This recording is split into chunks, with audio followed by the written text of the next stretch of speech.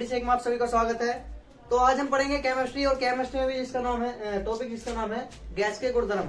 तो गैस के गुणधर्म की बात करते हैं आज हम। गैस के गुणधर्म जो होते हैं हमारे गैस के गुणधर्म कितने प्रकार के, हम 4 प्रकार के पढ़ेंगे मेनली। गैस के गुणधर्म 4 प्रकार के पढ़ेंगे आज हम। तो कौन कौन से पढ़ेंगे देखते हैं उनके नाम। सबसे पहला नियम है बायल का नियम। बायल का नियम। इसके बाद है हमारा चार्ल्स का नियम। और इसके बाद कौन सा हमारा गैलुसेक का नियम। और लास्ट में आगे पढ़ेंगे हम कौन सा, अवोगाद्रो का नियम। अवोगाद्रो का नियम। तो आज हमें 4 नियम पढ़ने हैं। कौन कौन से? बायल का नियम, चार्ल्स का नियम, गैलुसेक का नियम और अवोगाद्रो का नियम। तो चलिए पहले बात करते हैं बायल के नियम की। ठीक है, बायल का नियम क्या होता है, तो बायल के नियम की बात करते हैं पहले। तो देखते हैं बायल के नियम क्या होता। देखिए पहला नियम पढ़ेंगे बायल का। बायल के नियम में मैं आपको कुछ बता दूं पहले। जो हमारा बायल का नियम है, बायल का नियम, इस बायो लॉ में यानी बायो हमारा बायो लॉ है, इसमें हमें इन चारों में बस हमें जो है P और B, T और एक N। देखिए क्या क्या कह रहे हैं। तो दाब को क्या कहते हैं, P कहते हैं दाब। एक होगा आयतन, एक होगा ताप और एक होगा गैस के मोलों की संख्या या गैस के मोलों की संख्या। ठीक है, मैंने कहा कि हम 4 चीज के बारे में देखो, दाब, आयतन, ताप और गैस के मोलों की संख्या, यानी इन चारों के साथ हम इन चारों नियम पढ़ लेंगे। किस किस के? दाब, आयतन, ताप और क्या आएगा हमारा गैस के मोलों की संख्या। तो देखिए क्या कहते हैं। मैंने कहा कि जो बायल है, बायल का नियम कहेंगे इसमें। देखो जब हम बायल के नियम पढ़ रहे हैं तो ये 3 चीज तो हम मेनली जो बायल का नियम, चार्ल्स का नियम, गैलुसेक का नियम, ये 3 चीज तो हम उसमें पढ़ लेंगे। और जो चौथी चीज हम लास्ट में पढ़ेंगे, कौन से? अवोगाद्रो नियम है। तो मैंने कहा कि जो बायल का नियम है, इसमें एक ट्रिक याद कर लेते हैं पहले हम। इसमें एक ट्रिक याद कर लेते हैं। क्या? बाल्टी में चाय पी। देखो क्या हुआ यहाँ पे, बाल्टी मतलब बायल और टी का मतलब क्या है? ताप। टी मतलब क्या है? ताप। और चाय मतलब यानी चार्ल्स और पी मतलब क्या है यहाँ पे? दाब। तो देखो यहाँ पे क्या कह रहे हैं कि बाल्टी, टी मतलब यहाँ पे क्या है? ताप। अब ताप इसमें स्थिर रख दो, इसमें बायल के नियम में। तो क्या कहा कि स्थिर ताप डाल दो इसे, चलो ऊपर का। स्थिर ताप पर किसी गैस की निश्चित मात्रा का दाब। क्या कह रहे हैं? क्या रख दिया? ताप तो इसमें स्थिर रख दिया, तो क्या बचा भाई? जब मैंने कहा PVT, ताप तो स्थिर रख दिया, क्या बचे हमारे? दाब और आयतन। तो क्या कहा? स्थिर ताप पर किसी गैस की निश्चित मात्रा का दाब उसके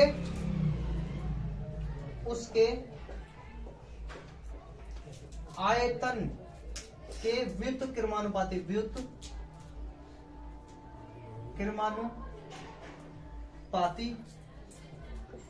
होता है। कि अगर कोई गैस, हमारा ताप क्या है? स्थिर है, तो उसकी गैस का जो दाब है, इसकी गैस की निश्चित मात्रा का दाब उसके किसके आयतन के क्या हो जाएगा? वो व्युत्क्रमानुपाती। देखो इस तरीके से मिटा देता हूँ इस समय।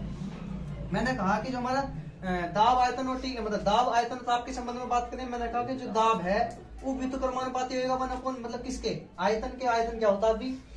देखो यहाँ पे इसका मतलब है कि अगर हम आयतन को ज्यादा कर रहे हैं, तो यहाँ पे बी क्या हो जाएगा हमारा? कम हो जाएगा। यानी हमने इसका उल्टा करें, अगर बी को ज्यादा करें तो दाब क्या हो जाएगा? कम हो जाएगा। व्युत्क्रमानुपाती का मतलब जो होता है उल्टा होता है, यानी कि अगर एक चीज बढ़ा रहे हैं तो दूसरी चीज क्या हो जाएगी? कम हो जाएगी। यदि दूसरी चीज को बढ़ा रहे हैं तो पहली चीज क्या हो जाएगी? ज्यादा हो जाएगी।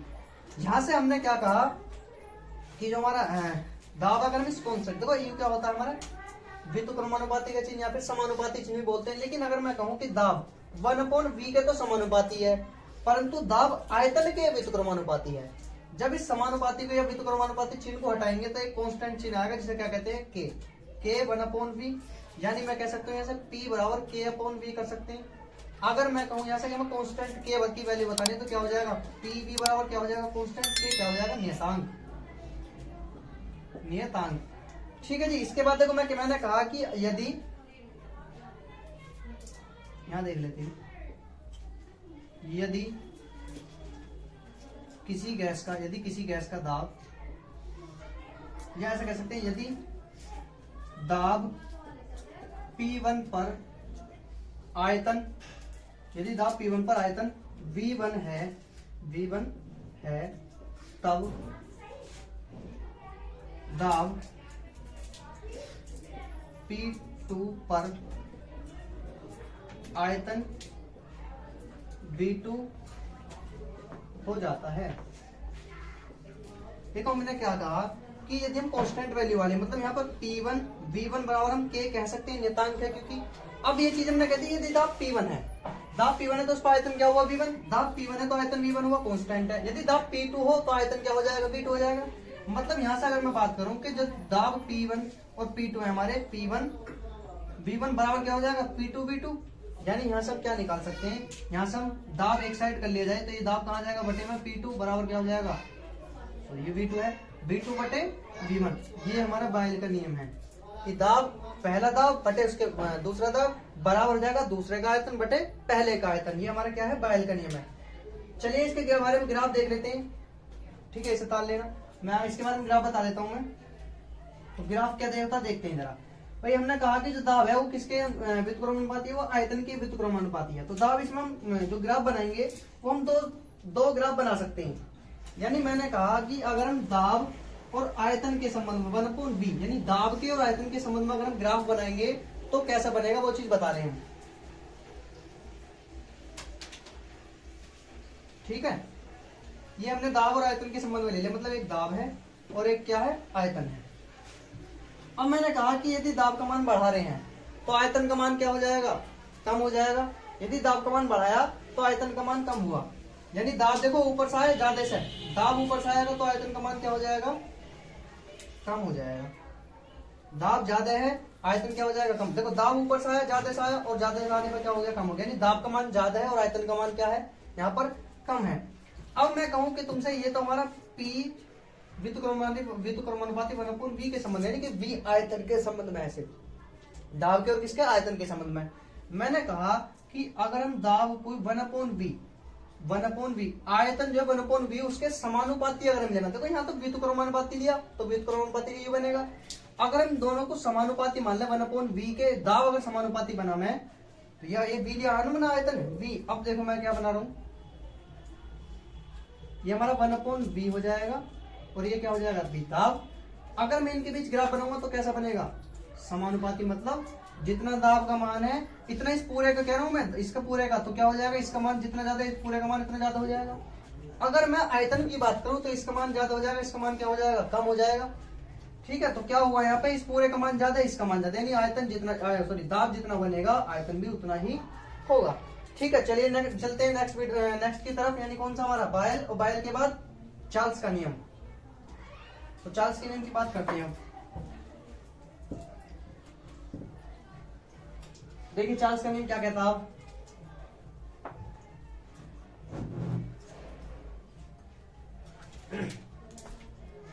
ये रहा हमारा चार्ल्स का नियम। अब चार्ल्स का नियम क्या बताया मैंने, चाय पी, यानी बाल्टी तो हमने खत्म कर दिया, मतलब बायल का नाम नियम तो खत्म कर दिया, इसमें ताप स्थिर था, चाय पी कह दो, चलो ऐसे लिख दो, चाहे हिंदी में पी, कोई दिक्कत नहीं है। तो चार्ल्स के नियम में क्या होना चाहिए, चार्ल्स के नियम में भाई हमारा क्या होना चाहिए, दाब स्थिर, यानी पी स्थिर होना चाहिए। तो देखो क्या कह रहे हैं, जब यहाँ पे मैंने कहा कि पी वी टी के संबंध में बात चलिए, दाब क्या है, स्थिर है, तो क्या कहेंगे, स्थिर दाब पर किसी गैस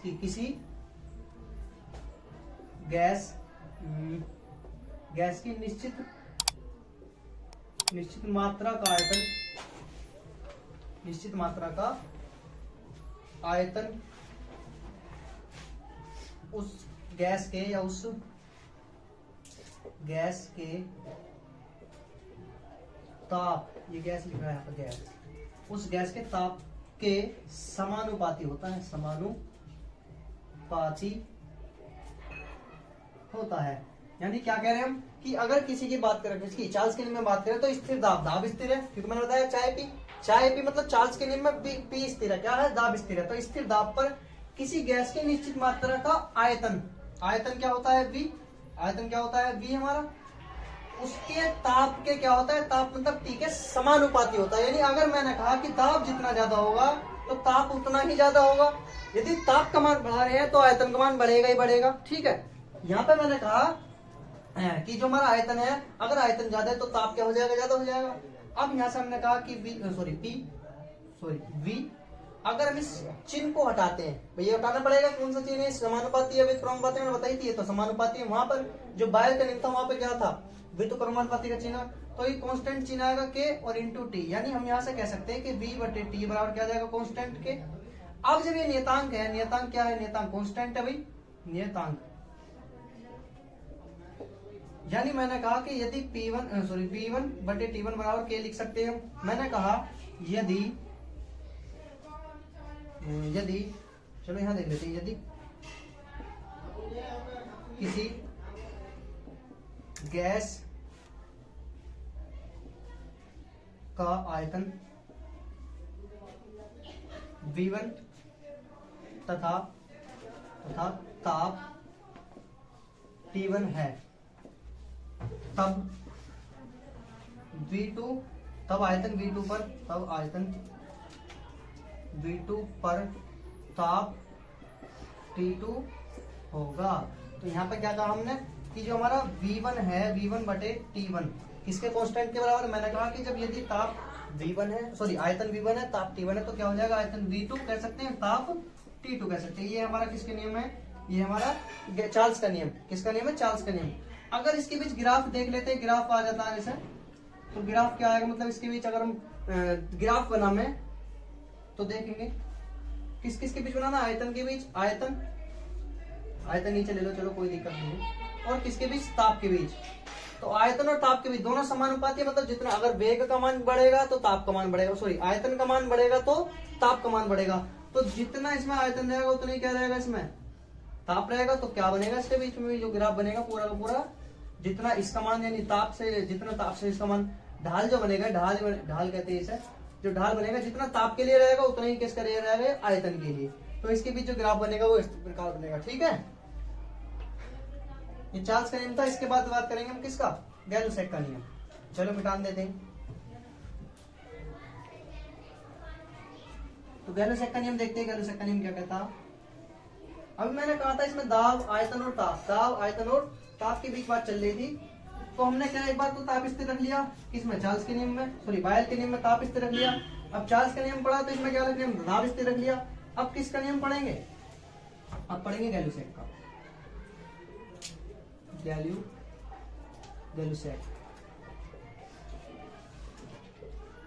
गैलुसेक का नियम। हमने जो बायल का नियम पढ़ा उसमें हमने क्या स्थिर करा था, बताओ, बाल्टी ताप स्थिर करा था ना, तो ताप स्थिर हो गया। फिर चार्ल्स का नियम, चाय पी यानी दाब स्थिर हो गया। अब ये ऑटोमेटिकली समझ लेंगे कि क्या हो जाएगा, आयतन स्थिर रहेगा, तो क्या कहेंगे, स्थिर आयतन।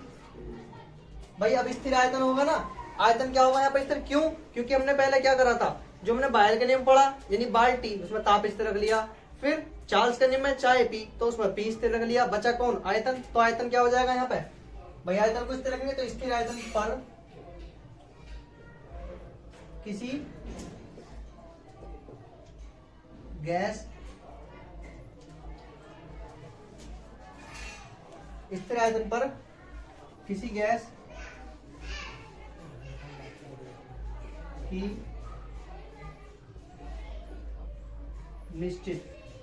निश्चित मात्रा का दाब उस गैस के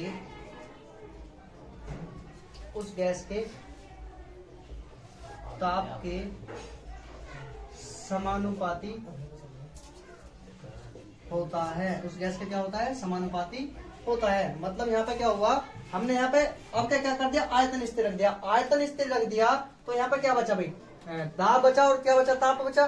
दाब और ताप की बात कर रहे हैं तो दाब और ताप में क्या हो जाएगा, देखो क्या कहा कि स्थिर आयतन, आयतन मतलब भी स्थिर हो गया, बचा क्या भाई, एक तो स्थिर दाब बचा। दाब क्या होता है भैया, पी, उस गैस के किसके, ताप, ताप मतलब टी के क्या हो जाएगा, समानुपाती। यानी जितना दाब होगा उतना ही क्या होगा उसमें ताप होगा, जितना दाब उतना ही क्या होगा उसमें ताप। यदि दाब का मान बढ़ा रहे हैं तो ताप का मान भी बढ़ेगा। और उसके बाद बात कर लेते हैं, यानी यहाँ पर जब हम इसका चिन्ह हटाएंगे, कौन सा, समानुपाती का चिन्ह हटाएंगे तो कांस्टेंट चिन्ह आएगा, क्या लिखेंगे, के, और टी हमारा चल ही रहा है। जब यहाँ से के बताएंगे तो क्या हो जाएगा, पी बटे टी हो जाएगा। पी बटे टी बराबर क्या हो जाएगा, कांस्टेंट के नियतांक हो जाएगा, जो नियतांक हो जाएगा। यानी मैंने फिर से यहाँ क्या कह रहे हैं भाई हम, यदि, चलो थोड़ा पीछे लिख देते हैं, फिर ग्राफ बना लेंगे ना। यदि किसी गैस के लिए, किसी गैस के लिए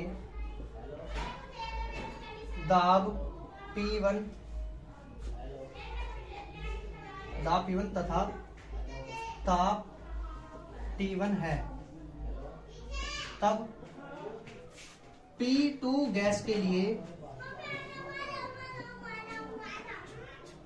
के लिए ताप क्या हो जाएगा भाई हमारा, ताप T2, गैस के लिए ताप T2 होगा। तो क्या कहा हमने कि अगर इनमें से P1 V1 मान लेते, देखो P1 बटे T1 बराबर क्या हो जाएगा, के। यानी हमने P1, अगर दाब P1 पर ताप T1 है तो P2 दाब पर क्या हो जाएगा, T2 ताप। यानी हमने कहा कि P1 बटे T1 बराबर किसके हो जाएगा, P2 बटे T2। ये किसका नियम होगा हमारा, गैल-लुसैक का नियम। अब इसके बीच ग्राफ देख लेते तो ग्राफ इसका और पीछे कौन सा पड़ा था अभी, चार्ल्स का नियम।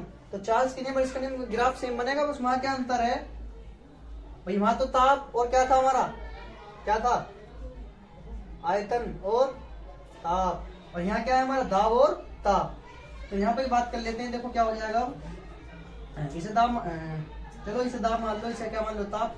अब यहाँ पर क्या कहा कि जितना दाब है उतना ही क्या रहेगा ताप, मतलब जितना दाब उतना ही ताप। तो इसका ग्राफ क्या बनेगा, बिल्कुल बीच में, यानी ढाल कहा जाएगा इसका, बिल्कुल बीच में ढाल है। ठीक है, बात समझ में आई। अब चलते हैं नेक्स्ट की तरफ, किसके, कौन से नियम की तरफ, अब चलते हैं लास्ट नियम, कौन सा, किसका नाम है, क्या नाम है उसका, हमारा अवोगाद्रो का नियम।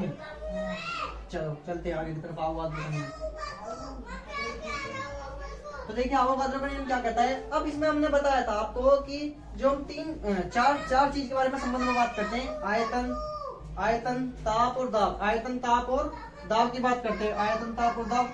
तो यहाँ पर आयतन, दाब और ताप की तो बात हो गई। मैंने एक और चीज लिखवाई थी, क्या, गैस की संख्या लिखवाई थी नहीं।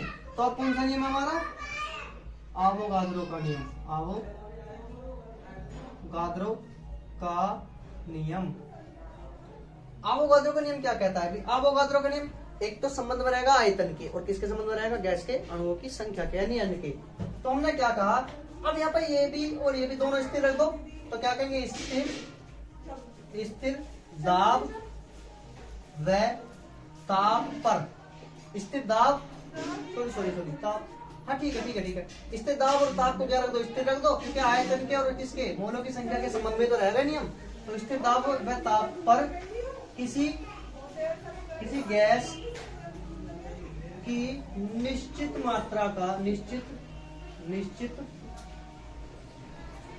मात्रा का क्या जाएगा, आयतन उस गैस के मोलों की संख्या, गैस के मोल के साथ, ठीक है, मोल की संख्या कहते हैं, मोलों की संख्या के क्या होता है, समानुपाती होता है, क्या होता है, समानुपाती होता है। तो हम क्या कह रहे थे, किसके बीच में, देखो अब दाब और ताप, मतलब यहाँ पे P और यहाँ पे क्या है, T, दोनों क्या है, स्थिर है। तो क्या हुआ, किसी गैस की निश्चित मात्रा का दाब, उसका आयतन क्या होता है, V, मोलों की संख्या क्या बताई मैंने, N, तो किसके समानुपाती हो गया, यू N के, देखो कह रहा है ना समानुपाती। तो V जो है हमारा आयतन जो है किसके, गैस के मोलों की संख्या के क्या हुआ, समानुपाती हुआ। अब फिर से मैंने कहा कि हम जब इस कांस्टेंट, इस चिन्ह को हटाएंगे, इसको समानुपाती के चिन्ह को हटाएंगे, तो कांस्टेंट चिन्ह आएगा, क्या आएगा, K इंटू N। अगर मैं यहाँ से कांस्टेंट K की वैल्यू निकालू, जो कि क्या है, एक नियतांक है, इसकी वैल्यू क्या निकल आएगी, V बटे एन, वी बटे एन। फिर से वही क्या, अगर मैं इसे V1 बटे N1 बराबर क्या लिख दूं, कांस्टेंट के नियतांक। तो फिर से क्या करेंगे, किसी गैस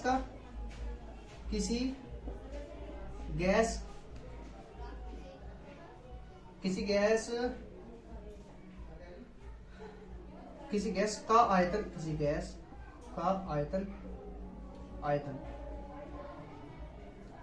V1 पर गैस के मोलों की संख्या, यानी मोलों की संख्या, गैस के मोलों की संख्या लिखो, गैस के मोलों की संख्या N1 है, तब V2 यानी आयतन V2 पर गैस के मोलों की संख्या क्या हो जाएगी हमारी, N2 होती है। N2 गैस की मोलों संख्या N2 हो, ठीक है, इतना ही ठीक है। तो क्या हो जाएगा आंसर, V1 बटे N1 बराबर क्या हो जाएगा, V2 बटे N2। किसका नियम आ गया, ये हमारा गैलो-सैक का नियम, सॉरी अवोगाद्रो का नियम। किसका नियम आ गया, अवोगाद्रो का नियम। ये N2 है, ये N1 है, ठीक है। इसके बाद इसके ग्राफ की बात करें तो ग्राफ बिल्कुल सेम बनेगा। कैसा ही बनेगा भाई, देखो ये हमारा आयतन मान लो भी, ये क्या हो जाएगा, गैस के मोलों की संख्या। अब ये जितना मान बढ़ेगा उतना ही मान इसका बढ़ेगा, अगर इसका मान घटेगा तो इसका मान भी घटेगा। तो कहाँ आ गया, बिल्कुल ये बीच में। तो इसका ढाल कहाँ बनेगा, बिल्कुल बीच में, यानी जितना आयतन का मान होगा उतना ही उसके मोलों की संख्या का मान होगा। तो आशा करता हूँ आप सबके समझ में आया होगा, चारों नियम समझ में आए होंगे। तो मिलते हैं नेक्स्ट वीडियो में, तब तक के लिए धन्यवाद।